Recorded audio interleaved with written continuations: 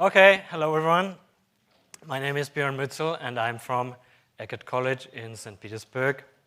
And my talk will be about Apollonian dreams. And you can see it here. This is drops falling into the water, creating an image. And in this case, an Apollonian gasket. We made another one. It's not only a picture, it's a video. This is joint work with my son, Julian Muetzel. He was 12 at the time, so it's kind of child labor. I hope you forgive me. So I don't have much to show. I want to talk more about the idea or the inspiration that came with this.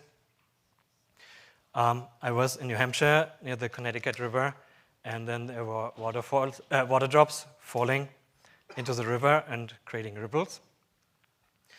And I was in the forest, so I was thinking, what if some animal came?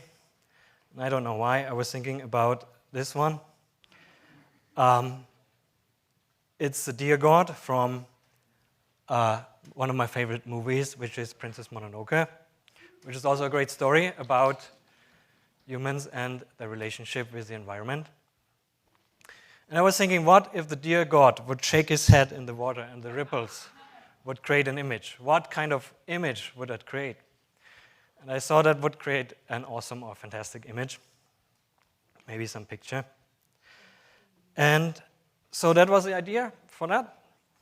And I tried a bit by hand, actually. I tried like throwing stones into the water to see if it creates an image. It's really hard. You can try yourself, yeah, so everyone can do it, kind of, but it's hard. And then I thought, okay, this has to be done with a computer, and then that's what we did. So the easiest and most attainable image is Apollonian circles or Apollonian gaskets. So what should we do? Or what is an Apollonian gasket? Maybe some of you don't know. So we take 3 circles that touch, as you can see here on your left-hand side. And then we draw an outer circle around them, and then an inner circle which also touches these 3, which is possible, yeah, which was already known in ancient Greece. And then we continue. We add more circles. So in the gaps, this is not the same image on the right-hand side, I couldn't find this one. Into the gaps, which kind of are curvilinear triangles, we add more circles that touch the other circles. So in the next iteration, it would be 6. And then short question, how does it go? Does the iteration in each step, does it triple or does it double? What do you say? Who thinks it's triple? Who thinks it doubles? Okay, it triples actually, yeah? So and we fill in the gaps, and then we get these fractals made out of circles. So how does it look like? We made 2 videos. So that's the first drop.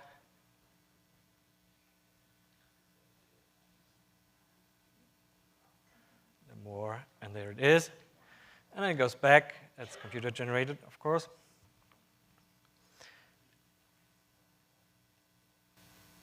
Let's see the second.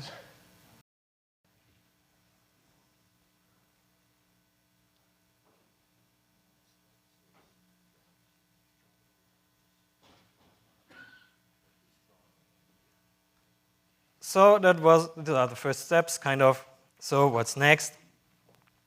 How can you push this further? Maybe we could approximate line drawings with circles to get more complex images, right?